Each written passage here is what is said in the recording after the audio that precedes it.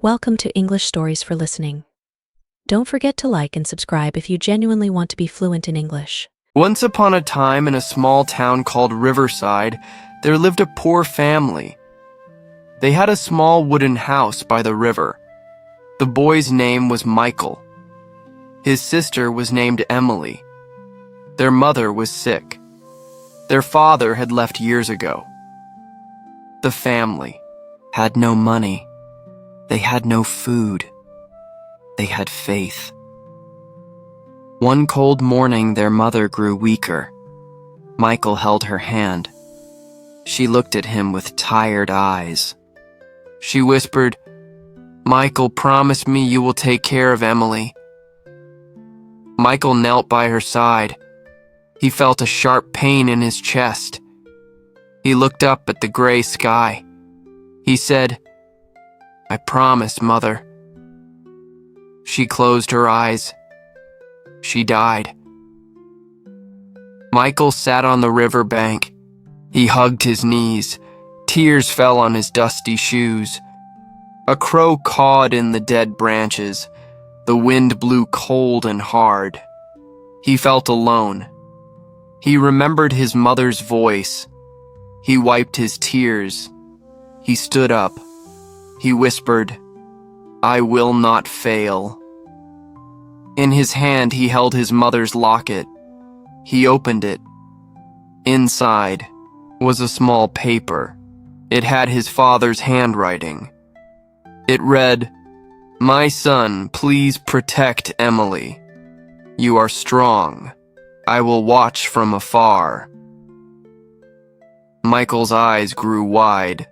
He did not know this letter was there. It felt strange and sad. He folded it gently. He put it in his pocket. He felt hope and fear both. Michael looked at Emily. She stood by the house door. Her face was pale.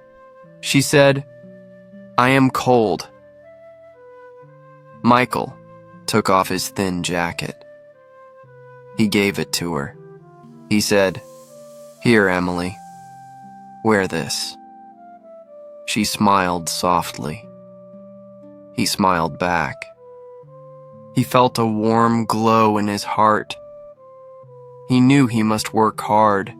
He must keep his promise. Michael woke early the next day. He walked to the main street. He saw a man handing out papers. He asked, "Sir, may I sell papers?" The man nodded. "Yes. Boy, here are 10 papers. Sell them for $1.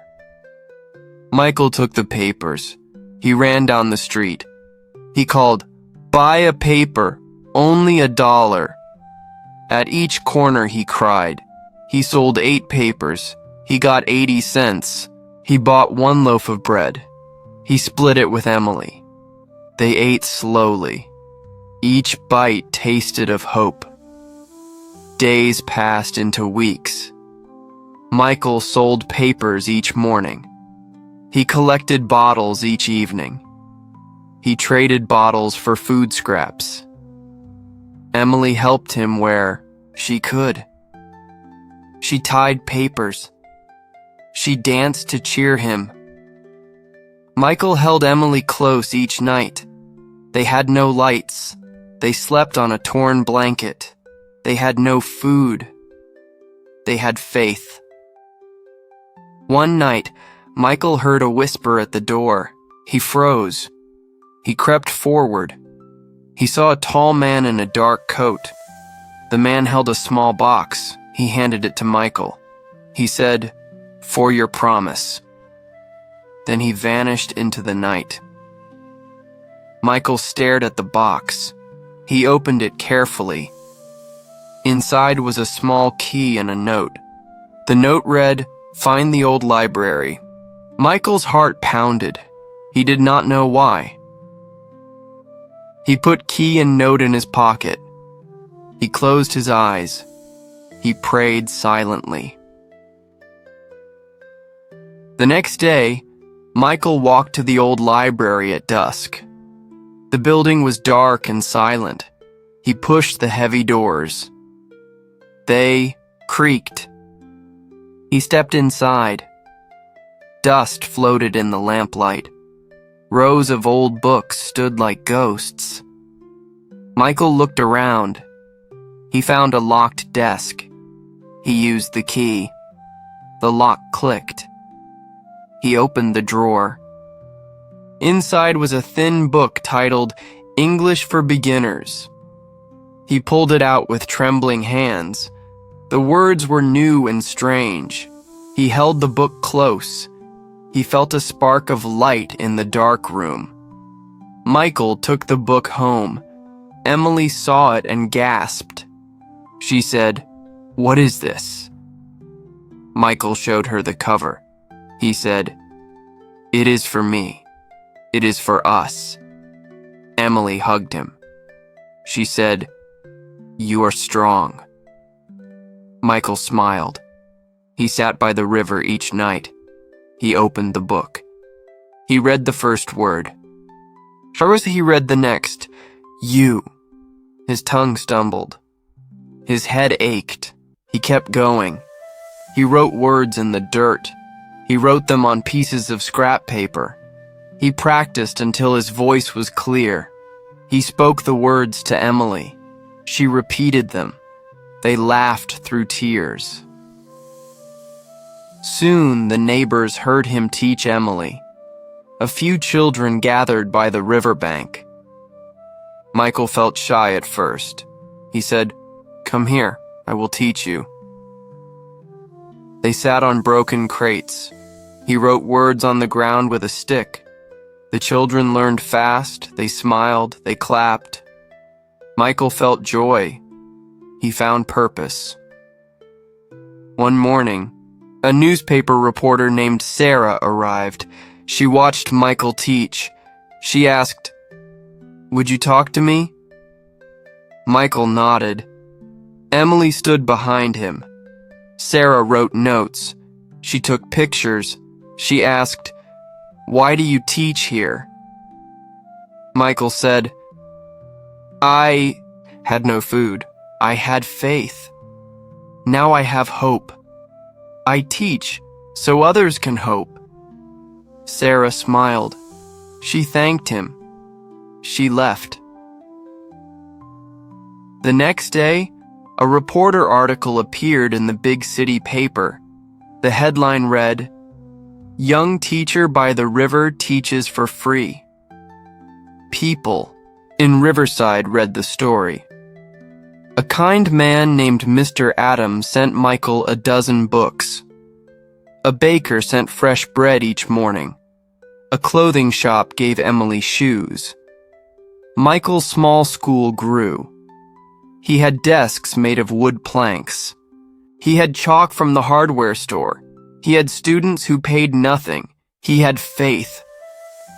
Years passed. Michael grew tall and strong. Emily grew into a bright young woman. She finished high school.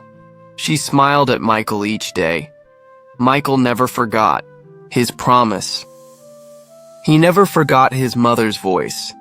He never forgot the mysterious man. He never forgot the note. At age 25, Michael opened his own school building. It stood on a green lawn. It had white walls and big windows. Inside were shelves of books. Inside were desks and chairs. Inside were children's smiles. Michael spoke at the opening ceremony. He said, "I once had no food. I had just faith. This school is for you. Learn with joy." The crowd cheered. Tears shone on faces. Emily stood by his side. She handed him a rose. He smelled it deeply. By age 30, Michael was known across the state. He traveled to many towns. He spoke in halls and churches. He taught teachers how to teach. He wrote books about simple English. He remembered the little book from the library. He never lost his humble heart. He gave every cent he made back to the school. He gave scholarships to poor children. He gave food baskets to hungry families. He gave hope. One quiet evening, Michael sat alone in an empty classroom. He looked at the old chalkboard. It still held the first words he taught. I, you, he, she. He traced them with his finger. He thought of his mother. He thought of Emily. He thought of the mysterious man. He thought of his promise. He felt tears come. But they were tears of joy. Michael stood and faced the empty room. He spoke softly. Faith can feed the soul when food is gone. A single spark of hope can light 1,000 lives. He closed his eyes. He breathed in deep. He opened the window to let the cool night air in. He whispered, "What will you do with your faith?" Faith can move mountains. Faith can warm frozen hearts. Faith can guide the lost home. What will you do with your faith?